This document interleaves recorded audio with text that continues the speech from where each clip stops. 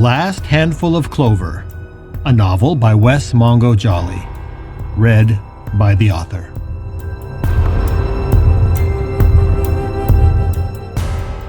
Book 3, The Stone in the Stream.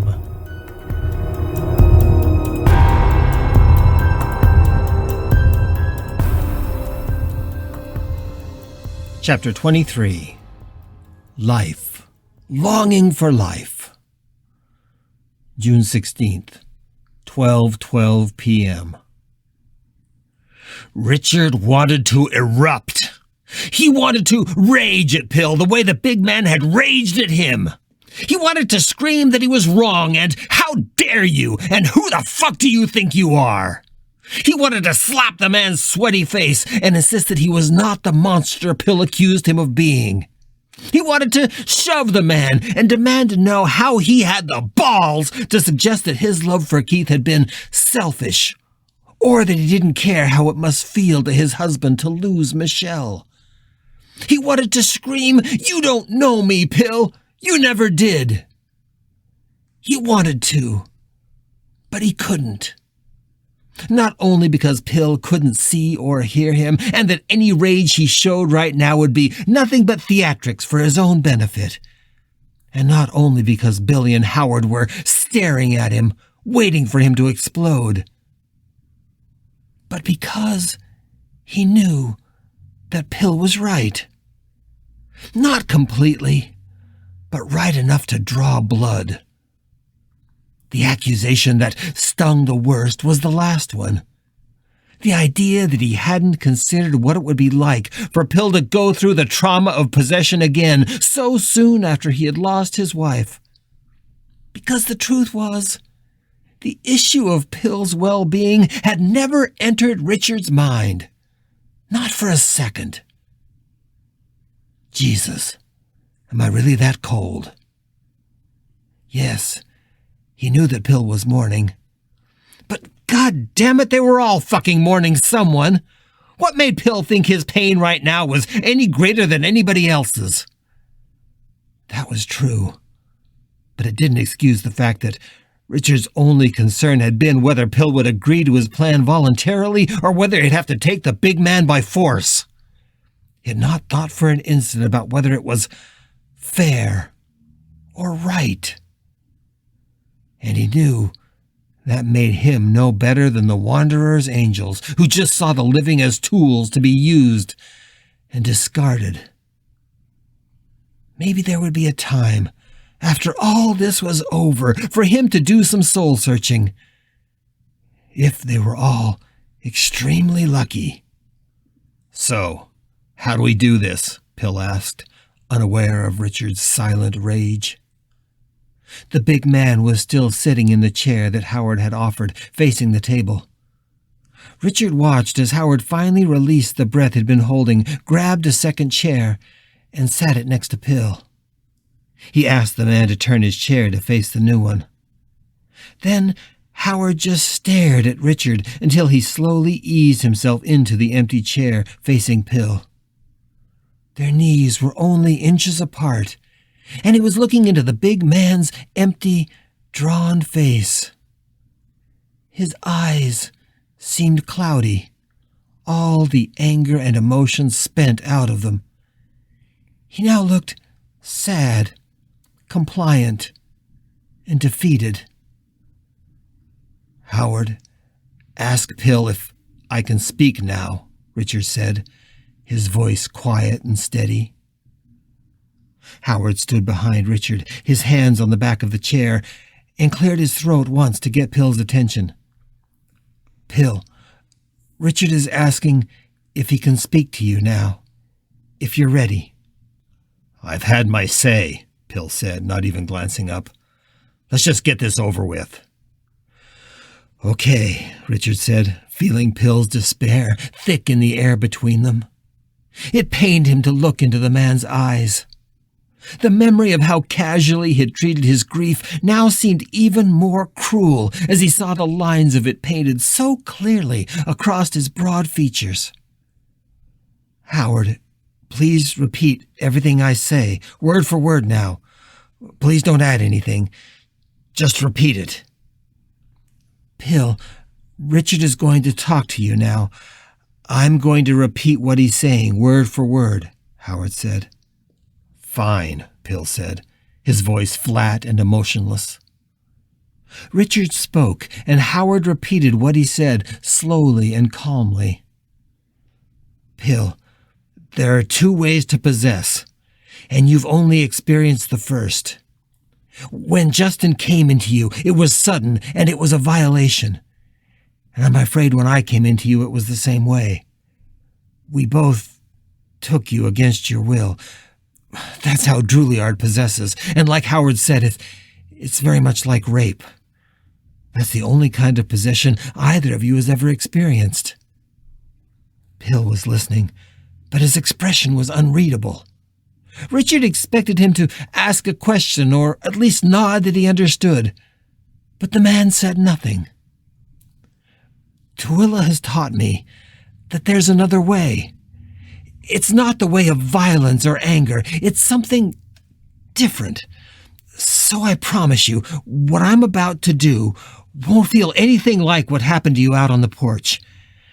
If it works the way that Twila explained to me, then you'll be in control the whole time, and I'll step back the instant you ask me to. Pill had lifted his eyes now, and they were focused on Howard, who was the only one he could see or hear. His face seemed less pale and a little more human.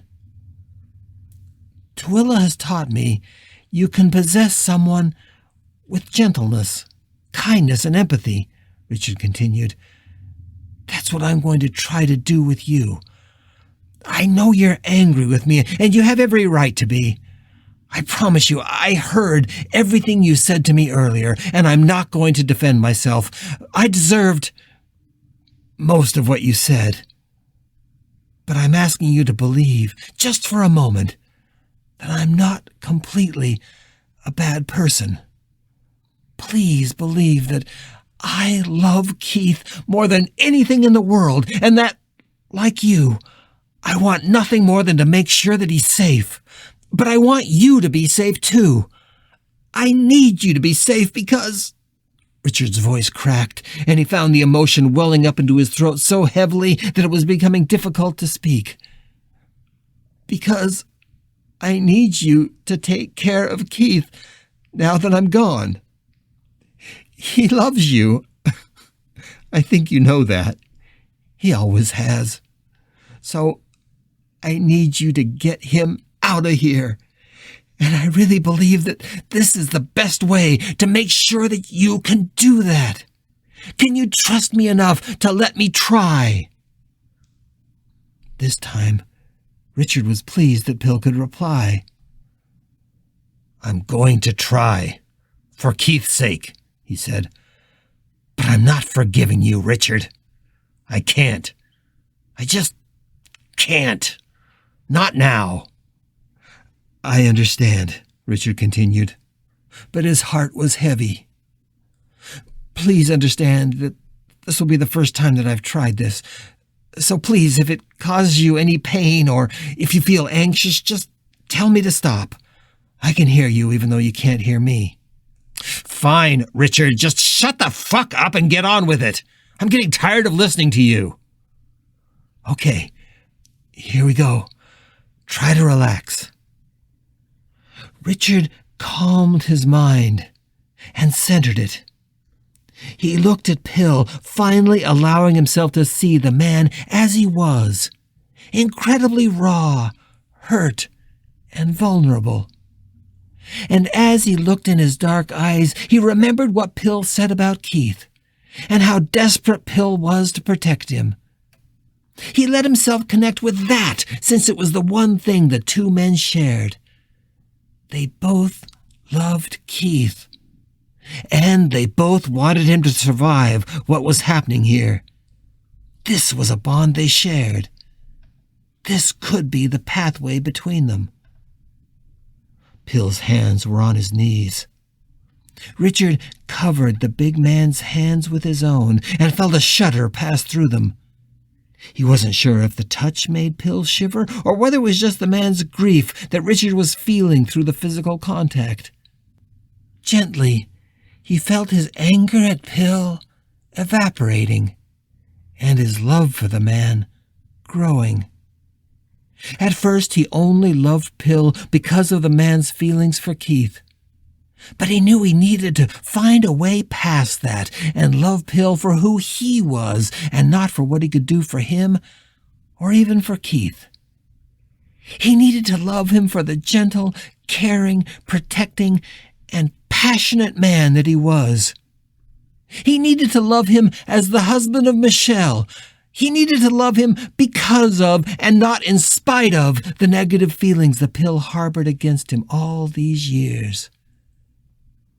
Richard moved closer and rested his forehead against the big man's chest. He reached out with his thoughts. He pictured the man's mind like a sponge and sought the blue crystal pathway into it. But no matter how hard he searched, Pill's mind seemed utterly closed to him. He considered trying to push past Pill's resistance, or even to look for the other path that he had promised he would not use. But that could not be the way. He could feel Tooele watching him, even if she was just in his imagination. Every time he wanted to take a shortcut, he could see her shaking her head and urging him back onto the path of love and empathy. Quietly, he whispered aloud so Howard could hear. "Tell Pill I'm here. Tell him it's safe, and that he can let me in when he's ready." As if from a great distance, he could hear Howard repeating his words to Pill.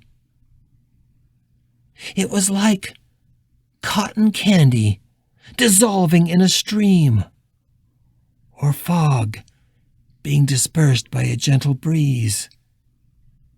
It was like the sun emerging from behind the clouds, or like a great and lonely mountain swimming into focus. Suddenly, the way was clear to Richard, and in a heart filled with gratitude and love, he saw the blue crystal path open, and he slid into Pill, gently finding his way down the corridors of his mind. Once he was past the initial resistance, it felt so easy and so right. The feeling was ecstatic and passionate and even erotic. He eased his way in until he was at the center and knew that he was now in control of Pill, mind and body. He made Pill open his eyes, and he looked out from them into the world. The real world. He saw his empty chair with Howard standing behind it, and he felt once again the joy of being in a living body. The temptation of staying there. The siren call of life ringing in his ears.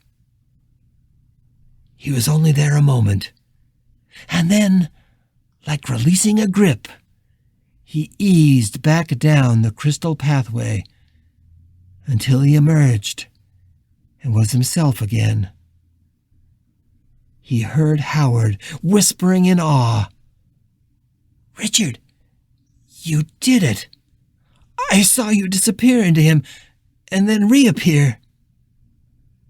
Richard felt a tightness in his throat that was somewhere between grief and fear. He opened his eyes and looked at Pill, who still sat silently, but with a single tear now rolling down his cheek. "Ask him if he's ready for me again," Howard asked, and Pill appeared to suddenly become aware of the tears running down his face. He seemed unable to speak. Something in Richard's presence had clearly touched him, and Richard reached up to lay his fingers on the big man's broad face.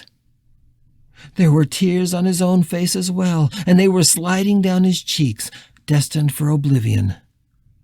Pill nodded his head, dropping his chin onto his chest. Richard cradled his cheek for a moment longer before taking a breath and entering him again.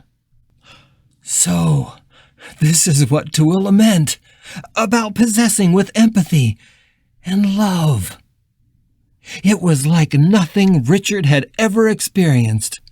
He felt closer to Pill at that moment than he had felt with anyone ever in his life. It was a union of what was essential in their souls and was more intimate than with any of the young men who had shared his bed over the years. More intimate than Justin.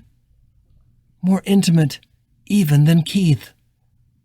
Richard felt filled with a love that was indistinguishable from vulnerability, from submission, and from transcendence, and he saw the purity and grace of Pill's heart in that moment, like a glowing beacon that illuminated them both with its warm light. Once again, he was tempted to stay, but he knew he could not. He slid out of Pill and was surprised to find that even after he had gone, there was still a connection between them, even without the possession. It was like a glowing silver thread that hovered in the air. It was something he could actually see. Without asking, he entered Pill a third time, more quickly now, but still gently. And this time, when he settled again in the man's mind, he felt a shaking. Pill's loss of Michelle, a grief so very much like his own, suddenly overwhelmed Richard. It was the same loss he had felt when Justin had died, when his mother had died, and even when he himself had died and thought that meant Keith would be forever lost to him. It was, perhaps, the grief of the world itself, the universal suffering of humanity, woven of the same fabric, no matter who was suffering or why. It was the very substance upon which reality itself was built, and by which it held itself together. Life, longing for life, wailing for loss. He heard Tooele's voice in his mind, and her words filled their shared souls. Healing and transcendence, Tooele said, is possible only after we make the choice to accept and embrace what we have lost. Richard felt himself make that choice. And as he did, his hands released their grip, and he felt himself falling gently backwards out of Pill and back into the chair across from him. When he opened his eyes, Pill was looking directly into his face. The big man raised one hand before Richard could enter him again. Pill's voice was weak and cracked with emotion. His entire body was shaking.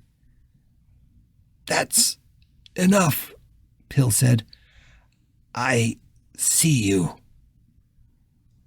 For a long moment, the two men looked into each other's eyes. Richard felt that silver thread dissolving and mourned its passing, yet more loss for his soul to endure and embrace.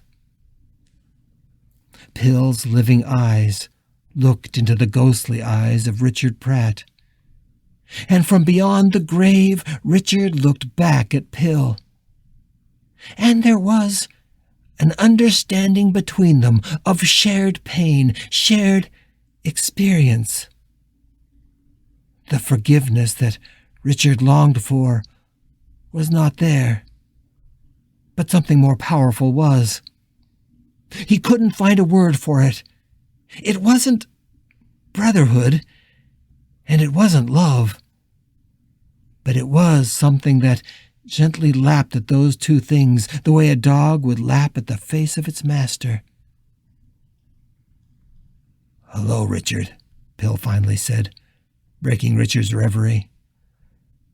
"I'm tempted to ask how you've been, but I think I know." Pill then looked at Billy, who was standing off to the side of the room, tears streaming down his face. "I don't know you," Pill said. Billy wiped his hand across his cheek. "My name is Billy Travers, Mr. Kalani, and I'm very pleased to meet you, sir." The four men in the room, 2 of the living and 2 of the dead, looked at each other in wonder.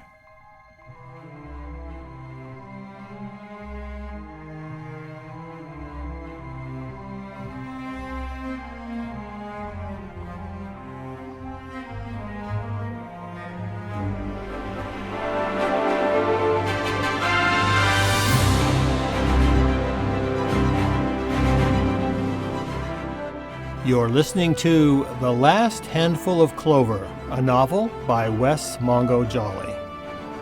If you're enjoying this audiobook, please consider supporting the author on Patreon. That's patreon.com/Wess Mongo Jolley.